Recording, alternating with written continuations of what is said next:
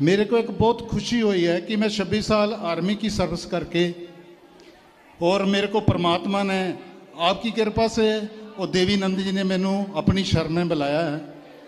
मेरे को सबसे बड़ा एक अनुभव होया परमात्मा महाराज कि 26 साल में मेरे को उधर भी परमात्मा का अनुभव होता था कि परमात्मा हरेक जगह विराजमान है, चाहे वो साधु है, सैनिक है, जो भी इंसान कार्य करता है, लेकिन उनके साथ साक्षात परमात्मा है और वो अपना अनुभव कराते हैं। सही है। कोई सवाल हो तो बता दीजिए। अच्छा, दूसरी बात ये करना चाहता हूँ कि हमारे पर ऐसे ही कृपा बनाते रहना। और मेरी माता जी आई है और वो आपके दर्शन करना चाहते थे, लेकिन मैं कृपा आपसे बेनती करता हूँ कि उनको दीदार करा दीजिए। आपका बहुत बहुत बिल्कुल मिलेंगे, मैया को बोलना। धन्यवाद। और किसका सवाल? इस तरफ ले आओ, खड़े हो जाइए आप। जय श्रीमान नारायण गुरुजी। गुरुजी, मेरा एकादशी के ऊपर एक प्रश्न था।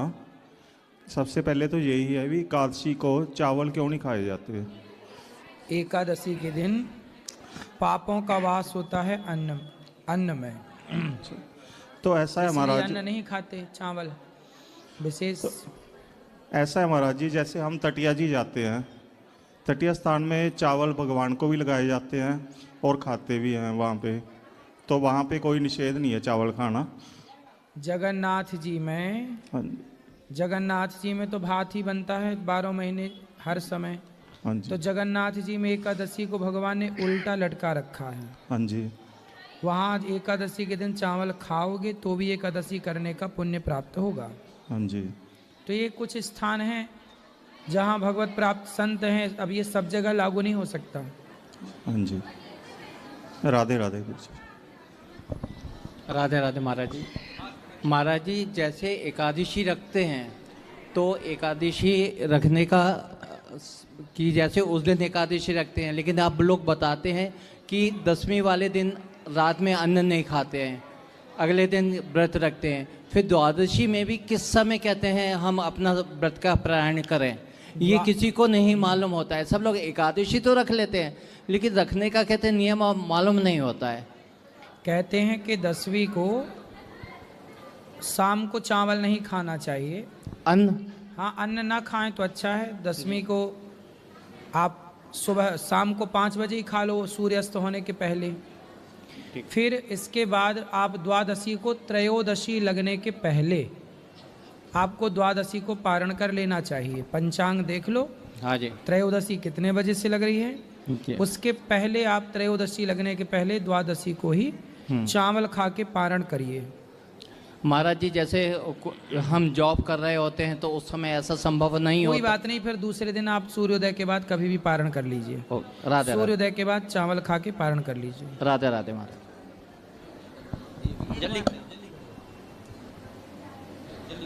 महाराज जी, जैसे एकादशी रखते हुए वो काफ़ी साल हो गए, तो जैसे अब उसका उद्यापन करते हैं, कहते हैं एक बार, तो कैसे करें? करते रहो एकादशी। उद्यापन करना है, झूठ कपट का उद्यापन कर लो। एकादशी चलने दो। करना भी चाहे किसी को भोजन भंडारा तो कर लो। ठीक है। राधे राधे गुरुजी। जी गुरुजी, मैं 13 तारीख को गुरु दीक्षा लेके गया था। राजस्थान से आया हूँ, करौल डिस्ट्रिक्ट से, और मैं पढ़ा लिखा भी नहीं हूँ, लेकिन हमारे गांव में क्या मतलब जैसे कि अंधविश्वास बहुत है। जैसे कि कोई मर जा, मतलब पुत्र का मुहूर्त नहीं देखता है, व्यक्ति वो मर जाता है तो उसको जैसे शरीर में आने लग जाता है किसी के भी, तो बोलते हैं कि देवता है, इनको पूजो, उनकी मूर्ति बनवा दी जाती है। और मैं इन चीज़ों में बिल्कुल इंटरेस्ट नहीं हूँ। ठीक है, मैं केवल ठाकुर जी को ही पूछता हूँ। मेरी मिसेज है, भरतपुर की है, उन्होंने ही आपकी लॉकडाउन में मुझे कथा सुनाई, तो मैं जब से ही अपने आप को छोड़ दिया बिल्कुल। मतलब मैं पहचान नहीं पा रहा हूँ कि मैं हूँ या नहीं हूँ। मैं ये जान पा रहा हूँ भाई ठाकुर जी है। और दूसरी बात ये है कि मतलब ये सही है या गलत है पूछना इन चीज़ों को। हनुमान चालीसा में लिखा है कि और देवता चित्त न धरई, हनुमत से सर्व सुख करें। और देवताओं को और लोगों को चित्त पे नहीं रखना चाहिए, मतलब सबको नहीं भगवान बना के देवता बना के पूज लो।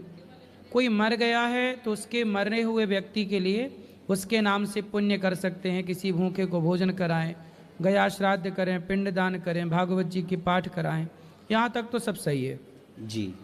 लेकिन उसकी मूर्ति बना के पूजना, फिर वो मूर्ति और नेगेटिविटी फैलाएगी। यही बात है। जो वहाँ जाएगा उस मूर्ति पर, वो मूर्ति उसको नकारात्मक ऊर्जा से भरेगी। जी क्योंकि देखो कोई भी मूर्ति नहीं पूजी जाती। जी घर पर भी जो मूर्तियां हैं वो प्राचीन है तो ठीक है, जो भी घर में ठाकुर जी हों, गोपाल जी हों, जो भी मूर्तियां हों, उनकी एक प्रतिष्ठा करानी चाहिए। जी प्रतिष्ठा कराने से भगवान का वास होता है। जी। यदि प्रतिष्ठा किए बिना मूर्ति की पूजा करें कोई भी, तो उस मूर्ति में एक नेगेटिविटी, नकारात्मकता आके बैठ जाएगी, क्योंकि प्रतिष्ठित तो ही नहीं। जी तो वो मूर्ति सबको खींचती है अपनी ओर। जी या प्रतिष्ठित है तो पॉजिटिविटी को खींचेगी, जी प्रतिष्ठित नहीं है तो नेगेटिविटी को खींचेगी, फिर वो आपको नकारात्मकता से भरती चली जाएगी। जी इसलिए प्रतिष्ठा होना जरूरी है। जी। दूसरा और दूसरा किसी व्यक्ति की तस्वीर, व्यक्ति की फोटो नहीं, मतलब व्यक्ति की मूर्ति नहीं, इस तरह से। जी। और दूसरा प्रश्न ये है गुरुजी, जैसे कि मैंने आपकी वीडियो भी देखी, माला आप यूं जपते हैं, मेरे को तो मतलब हैबिट नहीं है, क्योंकि मैं तो इसे यूं जपता हूँ। हैबिट बना लो ऐसे बीच की उंगली से। जी गुरुजी। और एक आपके लिए सुंदर सा भजन गाना चाहता हूँ, पेश करना चाहता हूँ आपके लिए। गाओ एक लाइन। श्री कृष्ण गोविंद हरे मुरारी, हे नाथ नारायण वासुदेवा। श्री कृष्ण गोविंद हरे मुरारी, हे नाथ नारायण वासुदेवा। पितमात स्वामी सखा हमारे, पितमात स्वामी सखा हमारे, हे नाथ नारायण वासुदेवा। श्री कृष्ण गोविंद हरे मुरारी, हे नाथ नारायण वासुदेवा। बहुत सुंदर, बहुत बढ़िया, बहुत अच्छा। राधे राधे गुरुजी। नारायण गुरुजी। गुरुजी, 15 अगस्त के दिन आपने हमें बताया था कि जैसे कि मैं तो आपका शिष्य हूँ और हम रामानुजाचार्य समाज से हैं, आपके शिष्य होने के नाते, तो उस दिन आपने बताया था अच्चर पूजा के बारे में। कौन सी पूजा? अच्चल, जैसे कि हम मूर्ति की पूजा करते हैं। अर्चा विग्रह। जी जी, अर्चा है वो जी। तो इसके बारे में प्लीज पंडित जी 2 मिनट। जो घर में भगवान की मूर्तियां होती हैं ना, वो अर्चा विग्रह ही होते हैं, जो घर में होती हैं सबके। अर्चा जिनकी हम अर्चा कर सकें, पूजा कर सकें, वो अर्चा विग्रह ही बोलते हैं उनको, उनका नाम ही अर्चा विग्रह है। तो जैसे कि मैं ज्योतिर्लिंग की पूजा करता हूँ, तो सब अच्चर पूजा में ही आएगा? हाँ, जिनकी पूजा हो सकती है सब अर्चा विग्रह हैं। हमारे गोपाल जी, शालिग्राम जी, जिनकी ठाकुर जी की मूर्तियाँ छोटी छोटी घर पे भगवान की पूजा करते, सब अर्चा विग्रह हैं, जिनको उठा के रखा जा सकता है। जो स्थापित हैं वो तो भगवान हैं ही, पर ये चलती फिरती अर्चा विग्रह हैं जी। और मानसिक पूजा के बारे में भी आपने थोड़ा सा। मानसिक पूजा, आंखें बंद करके ऐसा इमेजिन करो कि आप वृंदावन में हैं, आप यमुना जी नहा रहे हैं, बिहारी जी के दर्शन, भोग लगा रहे हैं, सब मानसिक मन से चलेगा। नहीं तो इनको शायद आपने माधवाचार्य से जुड़े थे। हाँ, तो सब बड़े बड़े ऋषि मुनियों ने इनका, माधवाचार्य जी तो हैं ही जो कि मानसिक पूजा करते हैं, साथ में श्री हरिदास जी वो मानसिक पूजा ही करते थे। बड़े बड़े साधु संत सब मानसिक पूजा में जाते हैं, शारीरिक पूजा से ऊपर उठ जाते हैं, मानसिक में बैठे बैठे ध्यान करते हैं, घंटों दिनों दिन 4-4 दिन बैठे रहते हैं। तो वो स्थिति है एक संतों की।